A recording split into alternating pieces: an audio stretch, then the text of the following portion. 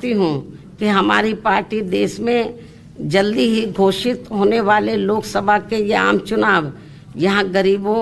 एवं उपेक्षित वर्गों में से विशेषकर दलितों, आदिवासियों, अति पिछड़े वर्गों, मुस्लिम व अन्य धार्मिक अल्पसंख्यक समाज के लोगों के बलबूते पर ही पूरी तैयारी व दमदारी के साथ अकेले ही लड़ेगी। और इन्हीं के बलबूते पर ही हमने सन 2007 में यहाँ आबादी के हिसाब से देश के सबसे बड़े प्रदेश उत्तर प्रदेश में अकेले ही चुनाव लड़कर फिर अपनी पार्टी की पूर्ण बहुमत की सरकार भी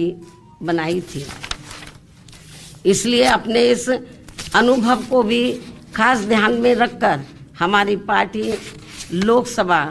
के ये आम चुनाव अकेले ही लड़ेगी तथा देश की जातिवादी, पूंजीवादी, संकीर्ण व सांप्रदायिक सोच रखने वाली सभी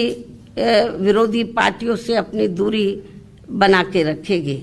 अर्थात हमारी पार्टी यहाँ किसी भी गठबंधन व पार्टी के साथ मिलकर ये चुनाव नहीं लड़ेगी। इसके साथ ही यदि ये चुनाव सन 2007 में यूपी विधानसभा के हुए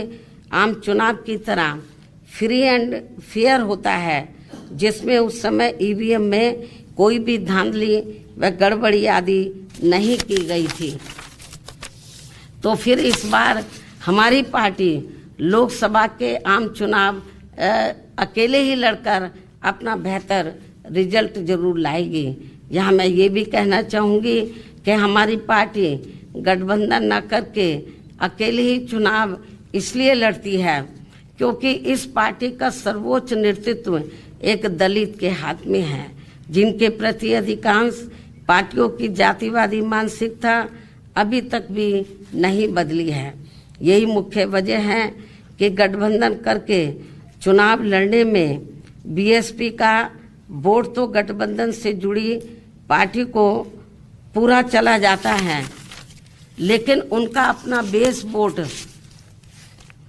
वह विशेषकर अपर कास्ट समाज का वोट बीएसपी को ट्रांसफर नहीं हो पाता है। और इसके कुछ खास उदाहरण ये हैं कि यहाँ यूपी में सन 1993 में हुए विधानसभा के आम चुनाव सपा से गठबंधन करके लड़ने से बीएसपी की केवल 67 सीटें ही जीत कर आई थी, जबकि सपा को इसका ज़्यादा लाभ पहुंचा था। उसके बाद सन 1996 में बीएसपी ने यूपी में हुए विधानसभा का आम चुनाव कांग्रेस पार्टी से गठबंधन करके लड़ा था, जिसमें पार्टी की केवल 67 सीटें ही जीत कर आई थी और इस चुनाव में भी कांग्रेस पार्टी को ही ज़्यादा फायदा हुआ था। तो तब फिर बीएसपी ने यहाँ सन 2002 में विधानसभा के हुए आम चुनाव अकेले ही लड़ा था, जिसमें पार्टी की पहली बार यहाँ 67 से बढ़कर लगभग 100 सीटें जीत कर आई थी, जिसमें 2 हमारे विधायक सिंबल ना मिलने की वजह से समय से इंडिपेंडेंट जीत कर आए थे। उसके बाद सन 2007 में यूपी में विधानसभा के हुए आम चुनाव में बीएसपी ने फिर से अकेले चुनाव लड़कर यहाँ अपनी पूर्ण बहुमत की सरकार भी बना ली थी, जबकि उस समय ये चुनाव ईवीएम से ही हुआ था, जिसमें शुरू में कोई धांधली व बेईमानी आदि नहीं हो पाई थी। साथ ही यहाँ लोकसभा आम चुनाव में व देश के अन्य राज्यों में भी अकेले चुनाव लड़कर खासकर वोट प्रतिशत के हिसाब से पार्टी की काफ़ी अच्छी स्थिति रही है, लेकिन पिछले कुछ वर्षों से अब हर चुनाव में ईवीएम में काफ़ी धांधली व बेईमानी आदि हो रही है। ऐसी ये आम धारणा है, जिसकी खास वजह से अब हमारी पार्टी को भी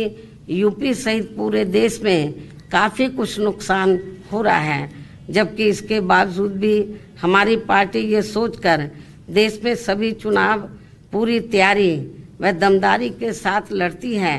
कि पता नहीं कब ईवीएम में धांधली व बेईमानी आदि करने वालों का सिस्टम फेल हो जाए।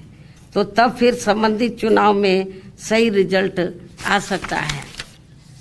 हालांकि अब ईवीएम के विरोध में